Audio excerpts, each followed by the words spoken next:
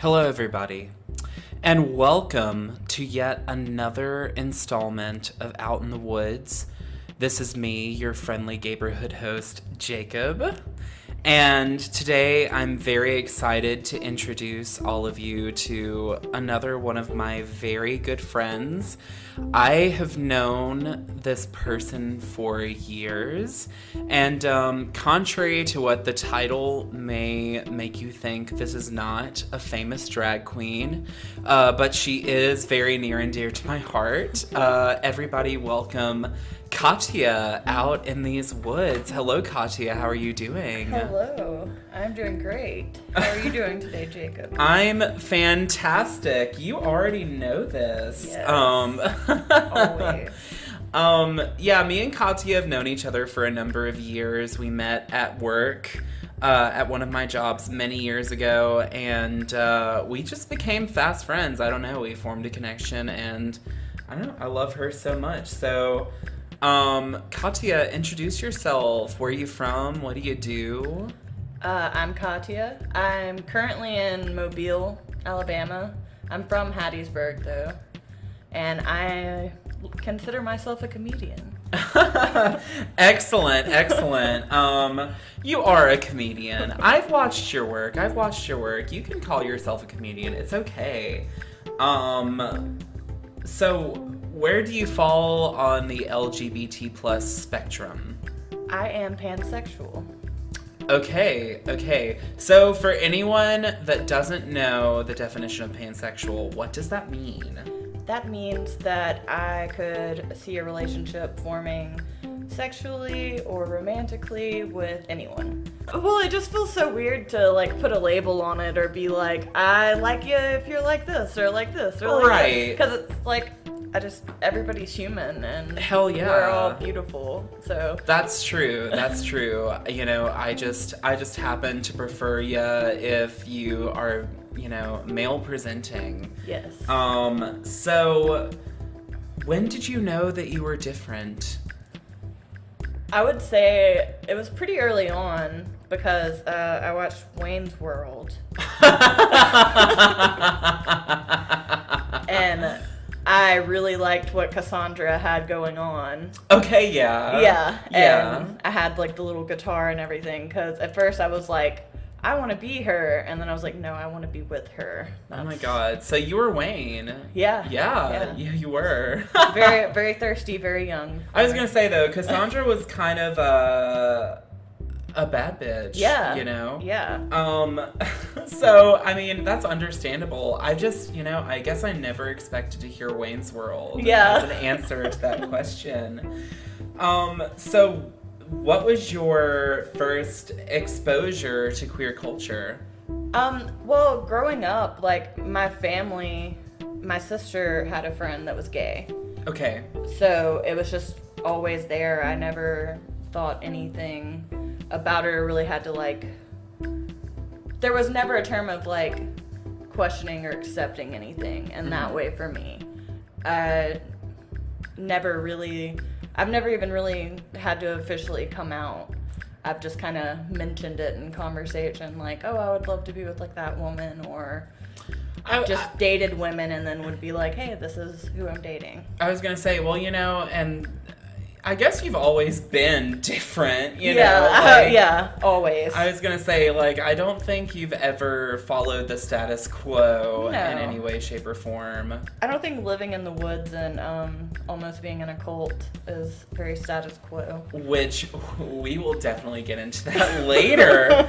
But, yeah, no. Okay, well, I'm glad to know that's when you knew. Yep, I knew. That'll make anyone know. Yeah, oh yeah. So I guess my next question is, what was your first exposure to queer culture? But I suppose in a way, once again, that was probably your sister's gay friend. Yeah. Was there ever another time when you were like, what is that? And your parents were like, My parents weren't really around enough to notice. So I guess that's why it just always felt like a natural thing to me. It was never it never seemed out of the ordinary until, I guess people, like, later, like, my grandmother would make remarks, because she's very Catholic. Oh, well, of course. Yeah. Of course. So she would make remarks, and I was very confused as a child. Like, at first, everything just seemed clear, and I was like, okay, cool, like, people love people, that's fine. And then adults made it. I was gonna say, so they, like, saddled you with your grandmother, like, well, she'll do our job, and then she did, like, too much. Yeah, she told me that gay people ate each other's pee and poo. That was what it was explained to me as. How did she know? How did she know? Oh my god. We're into kinkier than that. I was gonna say, I mean, that's just scratching the tip of the iceberg, really and truly. So how did growing up queer in the South shape you into who you are?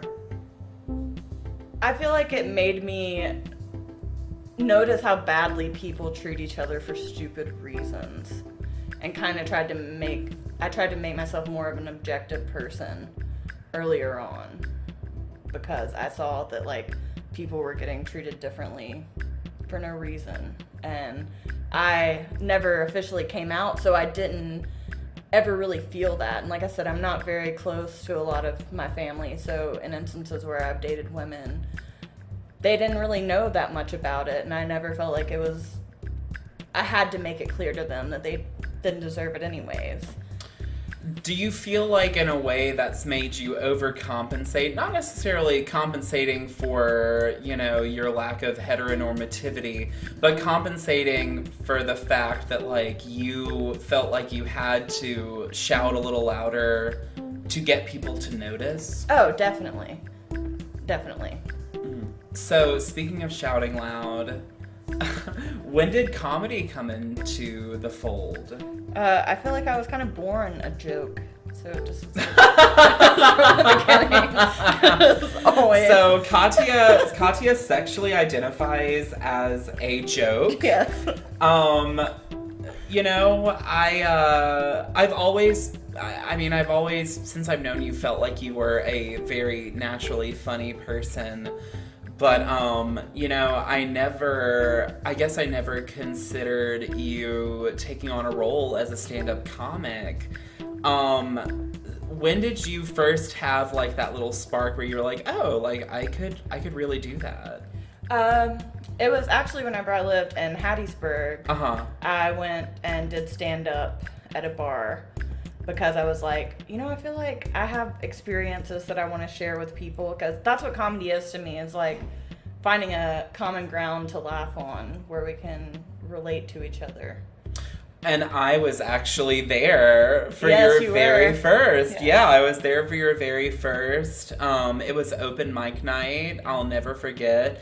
And honestly, between you and me, and if anybody from that night is listening, I don't mean any offense, but I feel like you are probably the best. And I think that probably comes from your honesty, and I guess, we'll get more into this later, but I think that honesty is such an important aspect of comedy, and I think that that's probably what makes the best comedians, and that's probably why, once again, you're so good at it, is because you're not afraid to be honest about, yourself, your trauma, everything like that, just making it a little bit more palatable to where you can laugh at it, I guess. Yeah, I mean, we have to find humor in sad things. Right.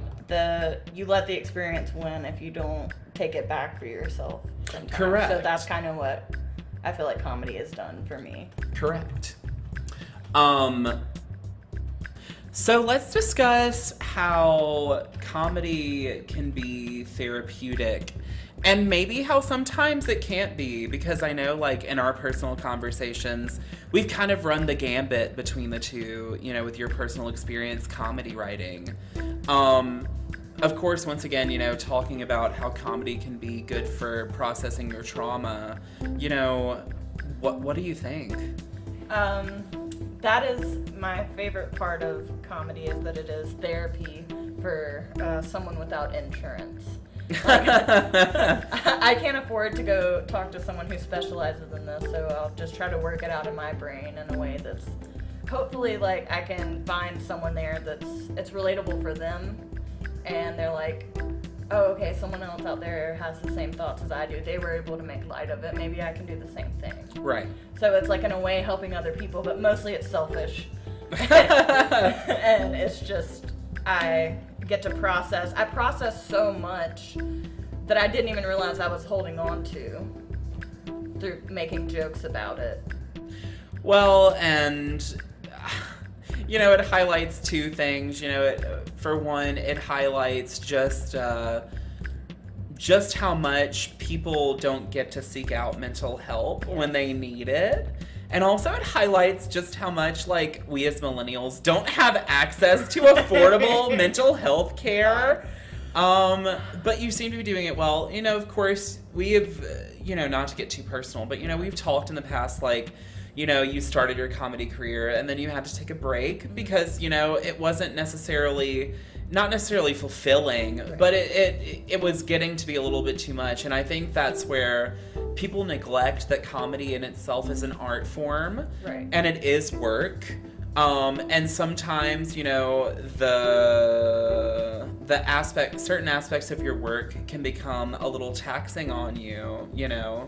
Yeah, and it's just really important for me personally, like, not to compare myself to other people, because it is an art form and it is your self-expression, and whatever anybody else is doing doesn't matter. And that's something I got caught up in, like, early on. Well, and I was gonna say, you know, in a way, I feel like comedy can be somewhat self-detrimental for some people because stand-up comedy especially is definitely, you know, not necessarily that people are using it for this, but a side effect of comedy is seeking validation through laughter, you know, right, or a response from the audience. And, like, I guess some people gauge their own abilities with comedy based on how hard people laugh or whatever kind of reaction they can get. So yeah, once again, like, I know that, like, that can also kind of defeat the whole purpose of trying to use comedy as therapy. And I think one thing that helped me whenever I took a step back for a while and I was just an audience member again at open mics and stuff, some people don't laugh loud. Yeah. Some people, like, have, like, a little inner chuckle, and that's just that's their level, like, right. That's their level for laughter. And, you know, everybody isn't gonna like you, everybody isn't gonna like everything you have to say, but if I can make at least, my personal goal now is I can make at least one person think and laugh, and I got up there and expressed myself and got the stuff I needed off my chest. People have a good time, I'm happy. Like, so in a way, is that, like, almost, like, is that gratifying in the way that you're able to still be satisfied with yourself knowing that, I guess, is it a lesson for you that, like, it really teaches you about people and who people are, and that you can appreciate whatever kind of response you get, and you can appreciate that everyone reacts to things differently? yeah, I definitely think that. And it's also, like, now, instead of, like, internalizing it, if someone doesn't laugh at my joke, I'm like, how could I tweak that to make it something that would be funny? Yes. Instead of, like, oh, I should just give up. Just be like, oh no, this is how you can edit this, and it's a really fun process. I was gonna say, you know, a lot of my perception of comedy has come from watching stand-up comedians and listening to different stand-up comedians, like, on other podcasts. But also, The Marvelous Miss Maisel. Yes. Can we just talk about how it really makes you think about the craft of comedy watching that whole show? I feel like that did inspire me to get back into it, because I was pretty much agoraphobic for a while. I didn't really leave my house much, and comedy's kind of what got me back out of the house and what got me, like, experiencing life again. And I was inspired by her in the show, because I'm like, she can get up here in her undergarments and do this. Like, I should be doing them. Well, and it also teaches you, it once again reinforces the idea that comedy itself is a craft. Right. Because her style of comedy is very stream of consciousness, Yes. which, you know, I envy so much. Like, Yeah. I wish that I had the ability to get up on stage and just, like, stream of consciousness my Yes. way down and just get people gut busting and everything like that. Literally just spouting off funny things about my own trauma and my own viewpoints on the world, you know? Yeah, I have to sit down and write to make those make sense. In a funny way. Is there like, to you, is there like a different side of you that comes out whenever you're on stage, or do you feel like you're more authentically yourself when you're on stage? I feel like I'm a more confident version of myself because I feel less self-conscious on stage than I do sitting talking to people. Yes. I'm not really sure why, but like on stage I feel more confident and I'm like, this is what I'm doing and this is what I enjoy. So it's not like the anxiety for me is worse in everyday life than it is actually being up on stage. 100%. So speaking of things that are kind of nerve-wracking, I've been particularly interested in hearing your opinion on this. And of course, we talked a bit about this at lunch. Yes. A lot of comedians have come under fire for making jokes that are off color, to be generous. Right. You know, where do you think, quote unquote, the line is in comedy? And do you think that people can be authentic or cutting edge without having to cross that line? Okay. I feel like whenever it comes to comedy, you have to be able to relate to the content that you're putting out, or it doesn't come out right anyways. Yes. So, if you're gonna approach a subject that you're not really associated with and try to make it funny, bring an issue to light. I feel like if you're trying to bring an issue to light, that's where the line kind of is for me. Yes. If you're trying to like, I'm gonna make this comment because I feel like this is something that people have forgotten about or think isn't an issue anymore, then that's the way for me, I feel like. Right. Well, yeah. And you know, I was going to say, you know, I've talked a bit about this. You know, there is kind of, and I think a lot of the collective consciousness is kind of realizing this now. There is a difference between cancel culture and accountability culture. Right. I have a big problem with people calling out cancel culture, especially because a lot of that comes out on the right. When, you know, of course, in reality, of course, you know, growing up in like the conservative Christian South, you know, a lot of these people that are decrying, you know, cancel culture are the exact same people that tried to cancel, you know, Harry Potter and Pokemon and stuff like that when we were growing up.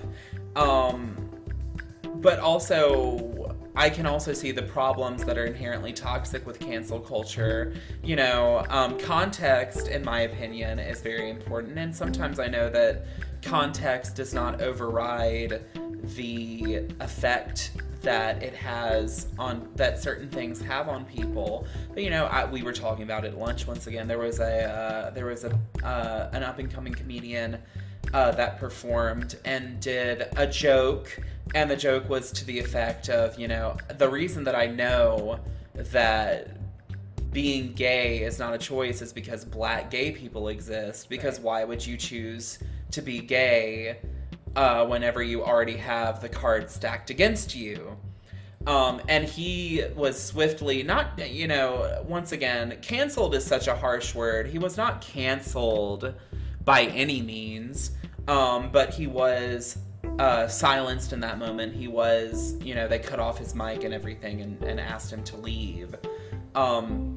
Because, you know, they claimed like, well, this is not, you know, you're a heterosexual male and you are not black, so therefore you don't have any room to speak on this. But, you know, I guess maybe, do you feel like in some circumstances the realm of comedy is once again, a little different than that.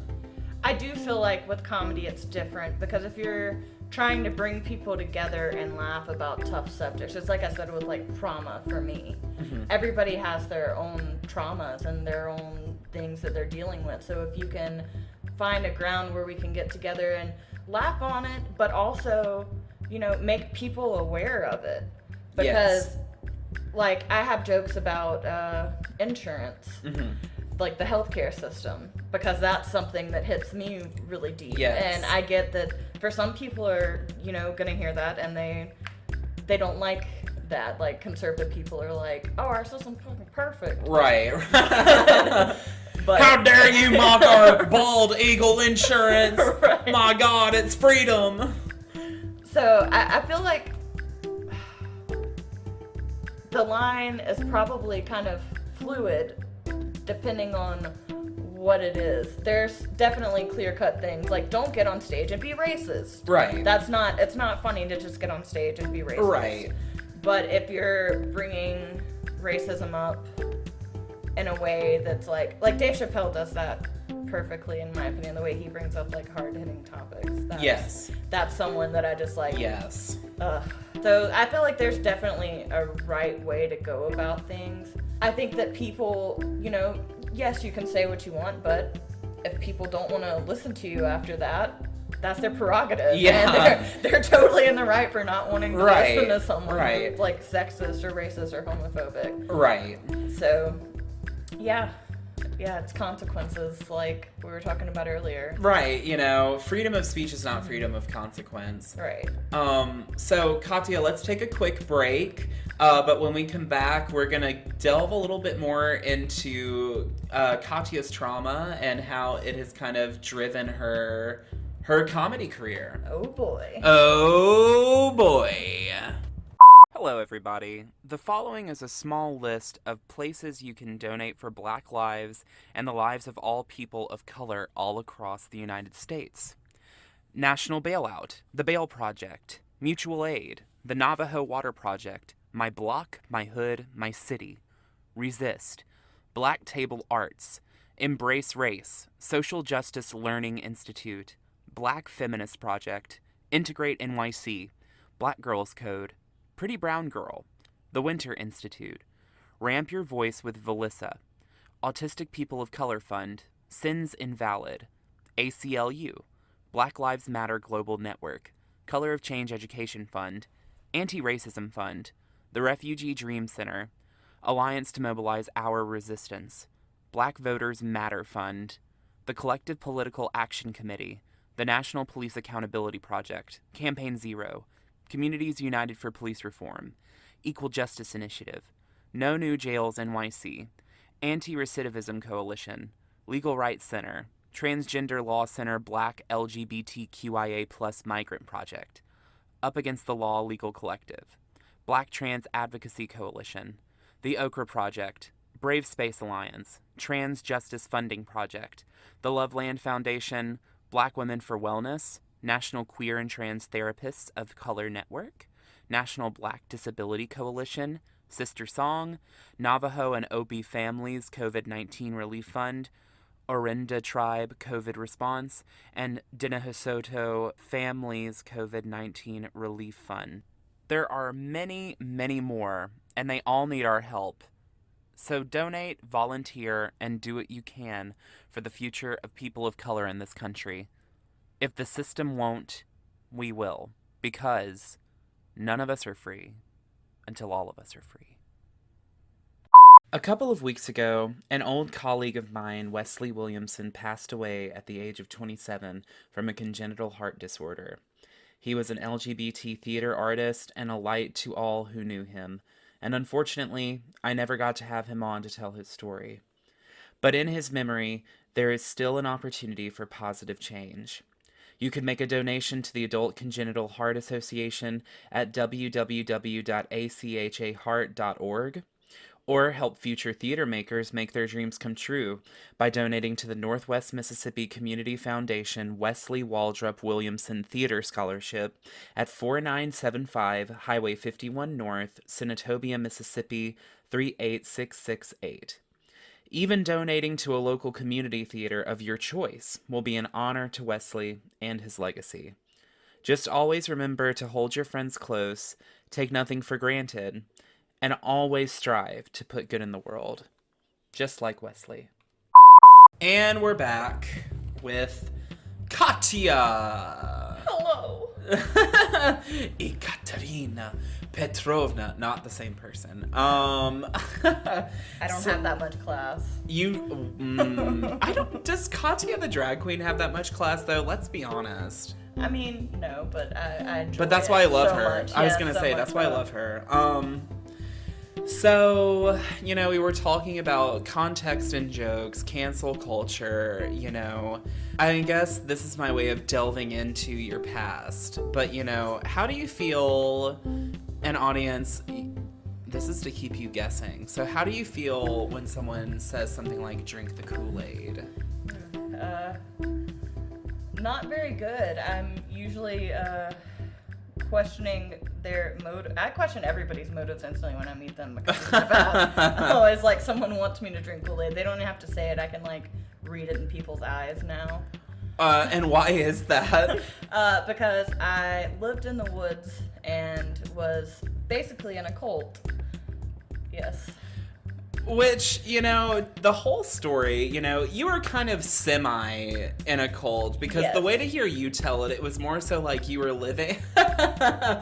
your man at the time. Yes. And you and a couple of other people had a quote unquote commune Yes. in That's what your. we thought we were doing. I was gonna say in your parents in the woods behind your parents' house. Yes. And were you really living off the land? I mean, in a sense, yes, and it was a lot of, I think, handouts for food, and at one point I worked and lived in the woods. Okay. So that was, one way, but we had, tents and stuff, but we'd also build, lean-tos. Mm-hmm. But I think more than anything, we were just doing psychedelics in the woods. That's where the cult, the cultism started. Well, and your boyfriend, his ego definitely took over, so Yeah, it definitely did. I still like the idea of people being able to live off the land, but the way I experienced was definitely not the way that it was at all. I was gonna say, in a way, I think it was almost better that you had your mom nagging all of you every time y'all would come into the house for snacks. Yes. Well, the funniest part of me ending up in a cult, essentially, is my mom almost ended up in a cult. She was almost in the Moonies. Which, if for anyone out there who doesn't know who the Moonies are, will you explain the Moonies? I don't really know how to explain this particular sect. Uh-huh. They control who you could marry was the reason that my mother didn't end up joining. Because, I can't fuck this guy, I'm out. That was her stipulation. She was like, you want us to all wear the same thing? That's fine. I can't bring my children with me? Okay. But, I can't Fuck sleep them with this kids. guy. Yeah, fuck them What? kids. But, yeah, she was she fell in love with this guy, and they told her that she couldn't be with him, and that's when she walked away. Did she end up marrying this guy, I guess, for No. my audience members? No, he was very involved. So I was gonna say, so she could have, well then never mind. If he was involved with a cult, I was gonna say, so she could have literally, had her man and everything. Yeah, but whenever you're under that much mind control, you don't. Yeah. I did a lot of things in my experience that I wouldn't normally do, or you kind of lose yourself, so you don't really think about that. But I feel like if it was true love, then Yeah. he would have left. I guess this is a sidebar question. This was not listed on the talking points, but you talk about how the cult you were in did psychedelics, and FBI, if you're listening, stop listening. But you've told me before that you guys were actually importing ayahuasca and stuff like that. Yes, allegedly. Allegedly, okay. Allegedly. So you were just kind of you were just told that it was ayahuasca, and you were just kind of going with it. Yeah, no, it was. That was correct. Oh, okay. It was okay. It was Okay. definitely, and it, I don't do psychedelics. I never have.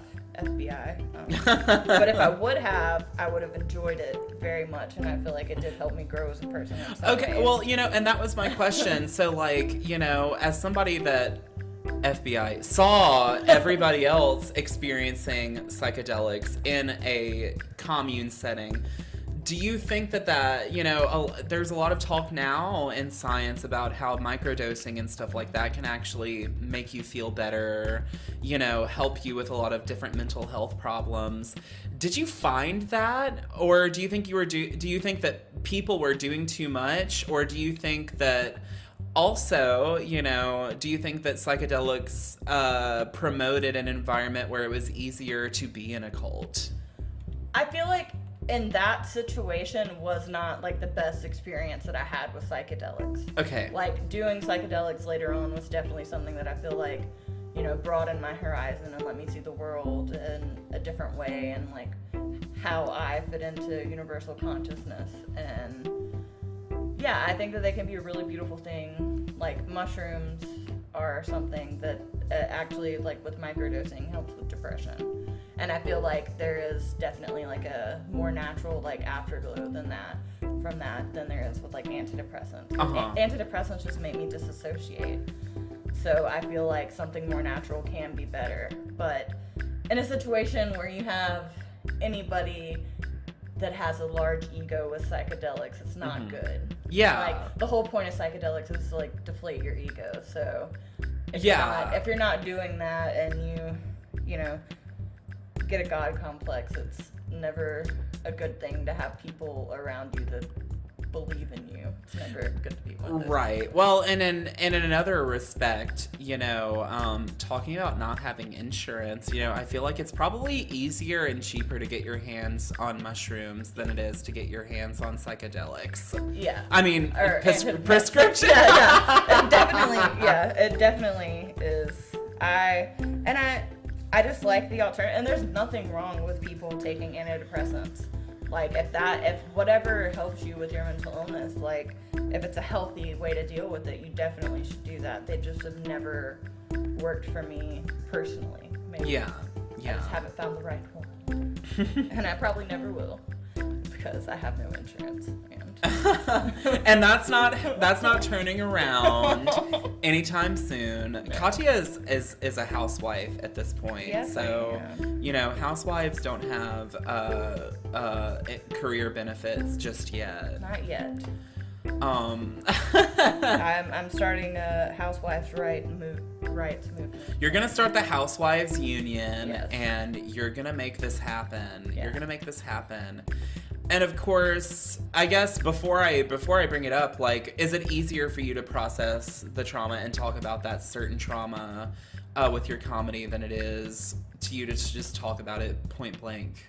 I feel like it definitely is whenever it comes, like, because I have history of drug abuse. I was addicted to opiates, and I've been clean for 6 years now. Congratulations. So proud of you. Thank you. But, like, dealing with that with comedy, it's like a way I feel to like deal with it myself and remind myself like, hey, you did this. Right. And like it's not, I don't know, abandonment issues. I deal with that with comedy. Yeah. Yeah. I cover a lot of that. And it's not that I hold no ill will towards my parental figures. Yeah. At all. But I definitely think comedy and poking fun at like different things that I feel like I missed out on like as a child, it helps. Well, things that you missed out on and things that you certainly should never have experienced as a child as well. Yes, we can dive into that too. If you want to. Yeah, dealing with molestation. I make jokes about that now to like kind of take that back for me. Yeah. It's something I never talked about until I was 18. I actually didn't tell anybody that anything had happened because I didn't want anybody else to be able to take control of the situation and dictate how it goes because I felt like that had already happened. Right. And so now I write jokes about it where I'm the one molesting my father. That's one way to take ownership, you know? I mean, you pull it off. You pull it off very well. You pull it off very well. Yeah. But, the reason that I was so hesitant to ask was because, you had mentioned it in passing conversations as soon as we really got close, but we had never really delved into that before whenever we were getting close as friends. So once again, I feel like comedy really opened up that door for you, really helped you find that avenue for... It did. Yeah. And I think the way that I first dealt with it is I wrote him a letter. Mm-hmm. I never sent it to him. But I wrote him a letter and I processed it and I was like, wow, writing the stuff down helps. What if I try to reverse it instead of I remember this thing as a sad thing and something that's hurt me in my life. Now it becomes a joke. Right. And that's my power back from that. So everybody deals with it differently and I don't feel like there's a right or wrong way to deal with your trauma if you're not hurting anyone else. Right, and that's the most important part, Yeah. Because, they say that time heals all wounds, but, they never say how much time. And how they heal. Yes. They all heal differently, and recovery or healing from things, that's not a linear thing. You're gonna have setbacks with everything, or certain things that, everybody has certain things that bother them or they don't like to hear about. And that comes kind of back to the cancel culture that we were talking about earlier. I make jokes about rape. Yeah.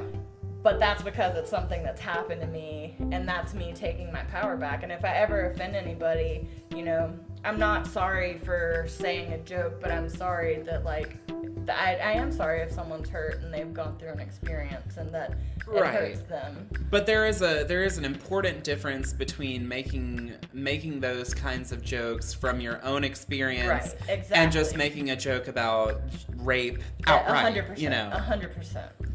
100%. So yeah, once again, very important distinction that sometimes gets lost. Yes, that is definitely the line. But then, people don't always know that you've had that experience. Yeah. So you kind of have to if you're going to do something like that, you have to give people a chance to get to know you and know who you are. Right. And I think that's probably why, I feel like that's probably why so many comedians get salty whenever they face adversity or controversy. Because, I'm not saying this is always the case, because in certain cases, some people are just being stupid bitches. Yeah. Who can't make a joke to save their life, a real good joke.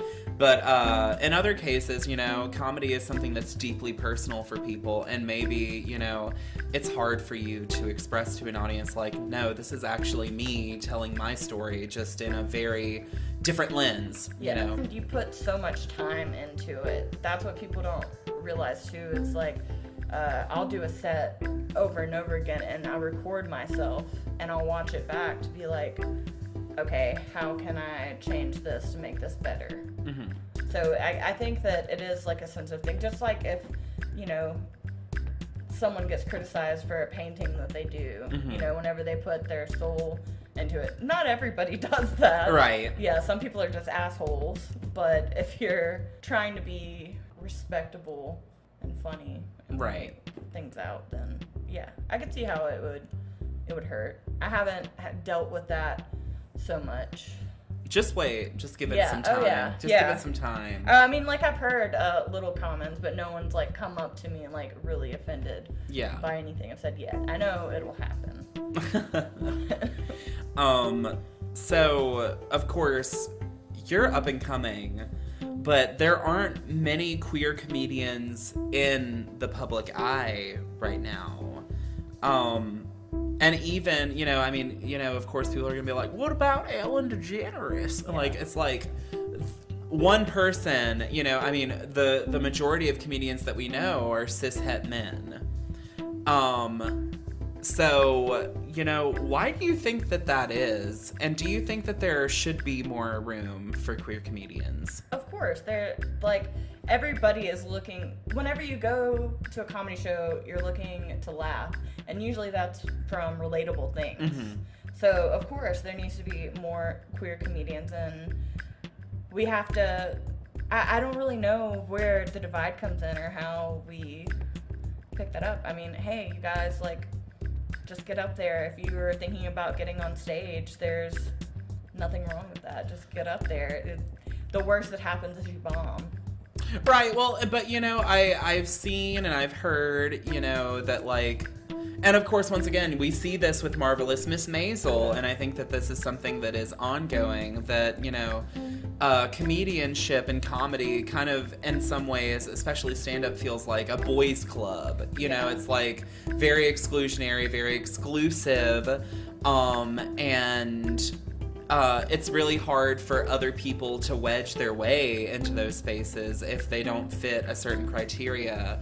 It feels like even if you're funny as fuck, you still have to prove yourself to other people in order to get the kind of time that you need. Yeah, it's always, you have to like impress the people in that particular comedy scene. I feel like I haven't dealt with a lot of being pushed out. Yeah. For anything. I mean, I feel like I'm still in the very early stages of doing stand-up. So, of course, everybody's not gonna like me or like notice you first off. But right. I don't feel like I've had anybody exclude me in the Mississippi and Alabama scene. And I've done stand-up in Florida too, and everybody was very kind and seemed accepting. So I think that. It could maybe like in the South even like it can be harder for queer people to feel like they can get up and get on stage whenever you're being persecuted going anywhere. Right. It's hard to like get up and put yourself in a spotlight sometimes. Well, and I've been to certain open mic nights where I've seen queer people perform, and there was a marked thing that I noticed where like certain comedians, like if they happen to be queer, half of the jokes are just about making fun of the fact that they are queer, right? Or bringing to light the fact that they're queer, and I guess that there's nothing wrong with that. That's your life, and if that's the comedy that you choose, that's fine. But some of them just aren't funny. Yeah. And also it kind of reinforces that idea that we shouldn't necessarily just rely on our queerness as a joke. You know what I mean? Yeah. Like, we shouldn't necessarily think that our queerness is just something that, because for a long time, queer people were the punchline, right. And still in some circles today, people in the LGBT community are the punchline. Right. So, I think once again, if we got more queer voices up doing stand-up and more queer voices performing comedy, then absolutely we would have much more range and much more, I guess, relatable content. Like I saw recently, one of my friends sent me a shout out to Zane. Everybody, y'all know Zane. Zane sent me this video of this Australian stand-up comedian who, it made me cackle so hard because he was invited to a dinner party by an American in Australia for the 4th of July, and he was like, I know this is a big deal in America, so I decided, he was kind of hot, so I'd go. And, the whole time he was just building it up, and then it turned out, the big turn of the whole thing was that, this guy that had invited him over and his partner were both gay Trump supporters. Oh, wow. And then, the biggest punchline was that, they were still so hot that he had a threesome with them. And how he felt so dirty. But once again, that's the kind of, that's something that does not require you to, that's not something that is hinging on the fact that, I'm a queer person. it's universally relatable in just such a different way. Yeah, because everybody can relate to being like, oh, that person's really attractive, but I see that Trump 2024 sticker on their car. Right. And also, like, at gays out there who were thirsting over the Q shaman or the Q shaman from the Capitol riots. No, honey. No. You will. If I find you, I will immediately revoke your gay card. I will immediately report you to the Gay Council of the Southeast. Okay, there is no reason you should be thirsting over that ugly Viking-looking motherfucker. So yeah. So Katia, what effect do you want to have on people when they see your stand-up, and what do you want them to leave with? Well, firstly, I want people to laugh, of course. Of course. I want people to be, I guess there's like a bit of sadness to it, too. So I want you to, like, laugh first and foremost, be a little sad. I like jokes that you kind of have to think on a little bit. Mm-hmm. That you kind of have to, like, sit in a little bit. And mostly just to make people laugh, because there's enough bad. I don't want to add to that. I want to, we need to, like, bring each other closer. That's, like, my goal. Is I want to, like, if I can, like, reach people and be like, oh, that there's somebody else that feels this way on this topic, or I never thought about that topic that way. Mm-hmm. And mostly just laugh. Yeah, just laugh. Well, we always notice a laugh track on TV. Oh, yeah. And that's how you normally know that something's really not as funny. Right, exactly. Yeah, I live more for, like, those laughs that take a minute. Yes. Because I'm like, I did something there whenever it takes a little bit longer for someone to laugh. I like that. So Katia, of course, last question. If there were any words of wisdom or comfort that you could give to your childhood self, what would they be? You're great. Don't neg yourself. Stop telling yourself you're not. And stay in high school. Don't drop out of high school. Do a couple less drugs when you get older. But yeah, mostly just treat yourself better, and don't let other people's issues affect how you perceive yourself.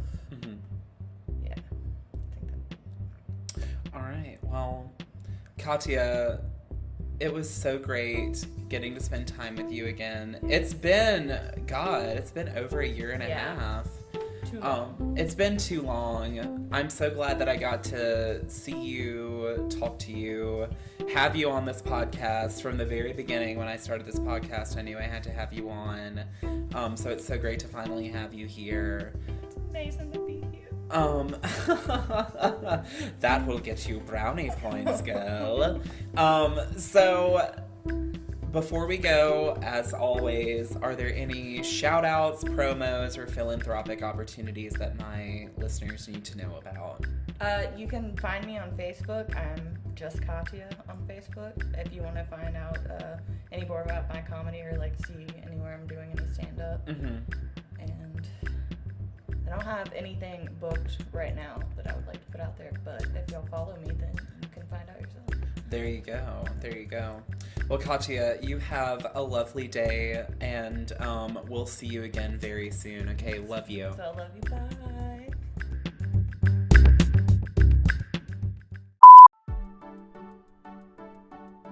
Thank y'all so much from the bottom of my heart for tuning in to yet another installment of Out in the Woods.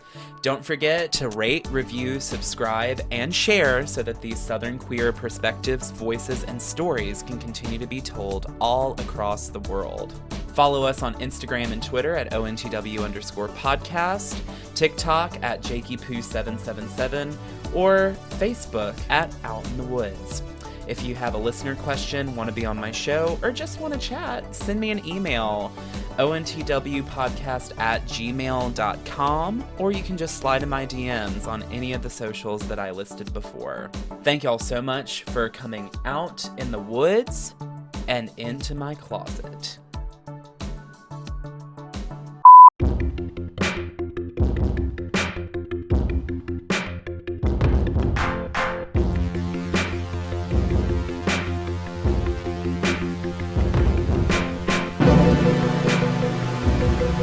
Bye.